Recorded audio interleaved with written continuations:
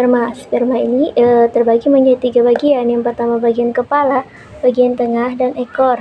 Nah, yang pertama ini bagian kepala. Kepala ini merupakan bagian utama dari sperma. Kepala sperma ini mengandung kromatin yang merupakan bahan DNA yang membentuk kromosom sel sperma maupun sel telur manusia. Masing-masing ini mengandung 23 kromosom. Jadi, apabila sel sperma dan sel telur bertemu, maka akan menghasilkan embrio dengan 46 kromosom. Di bagian kepala ini terdapat menutup mirip topi yang disebut dengan akrosom. Akrosom ini mengandung protein dan dapat membantu sperma menembus kulit terluar dari sel telur. Di bagian kepala juga ada nukleus. Nah, ini nukleus. Nukleus itu fungsinya menjaga integritas gen-gen yang ada dan juga mengontrol aktivitas sel dengan mengelola ekspresi gen. Nah, seterusnya bagian tengah. Bagian tengah ini mengandung mitokondria atau penghasil energi. Ini memiliki struktur khusus yaitu bentuk spiral. Fungsinya menyediakan energi sehingga sperma ini dapat bergerak. Terus bagian ekor yaitu merupakan bagian terakhir dari sel sperma atau yang juga disebut dengan flagel. Bagian ekor sperma ini berfungsi membuat gerakan. Ekor ini akan mendorong sperma ke depan menuju sel telur untuk proses pembuahan. Nah, di bagian ekor ini terdapat membran plasma, yaitu melindungi organ spermatozoa dan transportasi. Proses spermatogenesis adalah pembentukan sperma, di mana pembentukan sel sperma ini terjadi di dalam tubulus seminiferus. Kata tubulus itu artinya saluran-saluran dan seminiferus itu artinya semen atau sperma. Jadi spermatogenesis yaitu artinya semen atau panjang yang berkelok-kelok. Tempat pembentukan sperma ini terjadi bertahap-tahap. Spermatogenem itu atau induk dari sperma yang bersifat diploid mengalami proses pembelahan secara mitosis. Ini mitosis. Proses pembelahan secara mitosis ini disebut juga dengan pembelahan sel yang menghasilkan dua sel anakan identik dengan sel induknya. Identik dengan sel induknya. Nah, selanjutnya kemudian menghasilkan spermatosit primer dan juga spermatosit primer ini yang bersifat diploid ini mengalami proses meiosis 1, di mana meiosis 1 ini adalah pembuahan sel yang bertanggung jawab untuk berlangsungnya dalam 2 kali pembuahan dan menghasilkan 4 sel anakan. 4 sel anakan dan menghasilkan spermatosis sekunder, di mana spermatosis sekunder yang bersifat haploid ini mengalami proses meiosis 2 dan menghasilkan spermatid 4. Ini 4 spermatid. Kemudian mengalami proses diferensiasi atau pengembangan dan terjadilah sperma. Ini adalah proses oogenesis atau pembentukan sel telur. Spermatogenesis tadi kan dimulai ketika masa pubertas, sedangkan oogenesis ini terjadi di ovarium. Oogenesis dimulai sebelum anak perempuan lahir. Pada saat baru lahir, anak perempuan ini memiliki bakal sel ovum sebanyak 200.000, namun hanya sekitar 40.000 yang tersisa saat anak perempuan masuk masa pubertas, dan hanya 400 yang akan matang atau berkembang secara sempurna. Satu sel telur yang matang dihasilkan atau dikeluarkan dari ovarium selama siklus menstruasi. Prosesnya yang pertama adalah oogenium yang bersifat diploid. Ini mengalami proses meiosis, kemudian menghasilkan oosit primer. Oosit primer yang bersifat diploid mengalami proses meiosis 1 dan menghasilkan oosit sekunder. Meiosis sekunder. Dan badan pola pertama. Kemudian oosit sekunder ini mengalami proses meiosis 2. Dan menghasilkan oosit dan juga badan polar. Di badan pertama, dia juga mengalami proses meiosis 2 dan menghasilkan 2 badan polar. Dari oosit itu mengalami proses diferensiasi atau perkembangan dan terbentuklah menjadi ovum. Selanjutnya adalah struktur ovum. Yang pertama itu adalah follicle cell, yaitu berfungsi untuk mendukung perkembangan oosit dengan memberikan nutrisi, melindungi sel telur, menghasilkan hormon seperti estrogen. Yang selanjutnya adalah corona radiata, itu berfungsi melindungi oosit, menyediakan nutrisi, dan memfasilitasi interaksi antara sel telur dan sperma selama fertilisasi. Selanjutnya adalah nukleus. Ini nukleus. Ini berfungsi menyimpan DNA, mengatur sel, dan mempersiapkan DNA atau pembuahan. Selanjutnya adalah sitoplasma. Itu berfungsi menyediakan nutrisi, menyimpan organel dan bahan kimia. Nah, selanjutnya adalah zona pelusida. Itu berfungsi melindungi oosit, memfasilitasi fertilisasi dengan membantu sperma selama pembuahan. Selanjutnya adalah nukleolus, yaitu fungsi itu menghasilkan KNA dan menyusun ribosom untuk sintesis protein, serta mengatur aktivitas seluler yang mendukung perkembangan ovum.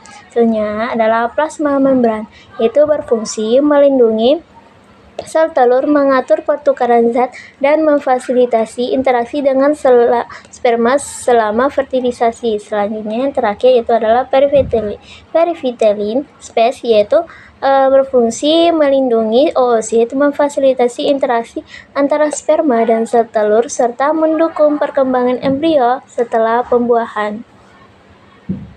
Ini adalah proses sperma menembus sel telur atau proses terjadinya pembuahan, di mana sel sperma ini berusaha masuk menembus sel folikel-folikel. Di kepala sperma ini ada namanya enzim. Enzim ini dia akan melepaskannya setelah menyentuh zona pelusida. Nah, ketika sperma ini menyentuh zona pelusida, dia ini akan mengalami kerusakan sehingga nukleus ini menyentuh sel ovum. Satu sperma yang masuk dan menembus zona pelusida. Nah, granula kortika ini akan mampu membantu mengeraskan zona pelusida setelah mengalami kerusakan karena sperma telah masuk. Ketika sperma sudah masuk, dia ini akan melepaskan dari kepala dan berpisah dari badannya, lalu bertemu dengan sel ovum dan terjadilah pembuahan. Ini adalah proses fertilisasi. Di sini ada rahim, endometrium, dan indung telur. Indung telur ini fungsinya adalah menghasilkan hormon kewanitaan dan juga sel telur. Sel telur yang sudah matang lalu dilepaskan, kemudian terjadilah pembuahan dan membentuk zigot pada hari pertama. Nah, pada hari kedua dia membentuk 2 sel, kemudian di hari ketiga dia membentuk 4 sel, pada hari keempat dia itu membentuk 16 sel, hari kelima dia blastokista awal. Nah, pada hari ke-6 dan ke-7 dia membentuk blastokista akhir dan dia menempel di dinding rahim. Nah, kemudian ada hari ke-8 dan ke-9 itu embrio memulai implantasi. Adalah proses menstruasi metodografik. Menstruasi adalah pelepasan endometrium atau dinding rahim disertai perdarahan berulang setiap bulan. Ada 4 fase. Pertama adalah fase menstruasi. Nah, ini tidak diawali dengan dibuahi oleh sel ovum. Kadar hormon progesteron pun ikut turun sehingga menyebabkan peluruhan dinding rahim dan menyebabkan menstruasi. Dalam fase ini, hormon FSH dan LH ini dibantu dengan hormon estrogen tentu mematahkan sel telur. Selanjutnya, fase ini umumnya terjadi antara 3-7 hari, di rata-rata 5.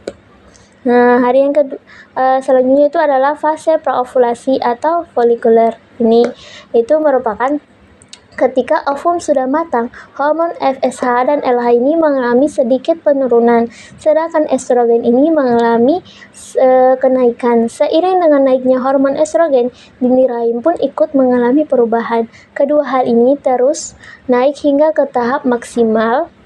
Kemudian yang ketiga adalah fase ovulasi.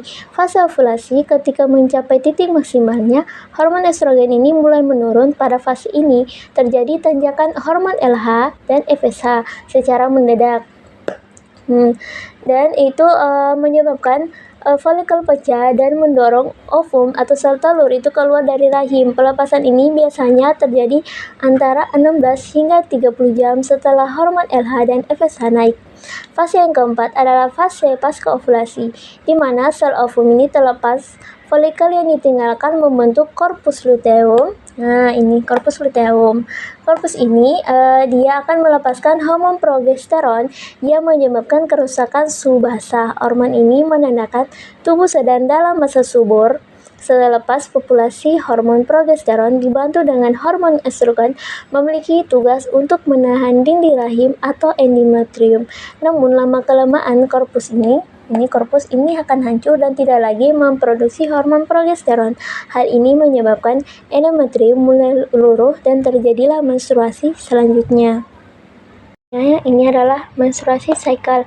Yang pertama itu adalah fase menstruasi ini berlangsung di hari pertama hingga hari kelima. Ditandai dengan peluruhan lapisan rahim dari vagina ketika tidak terjadi pembuahan pada sel telur.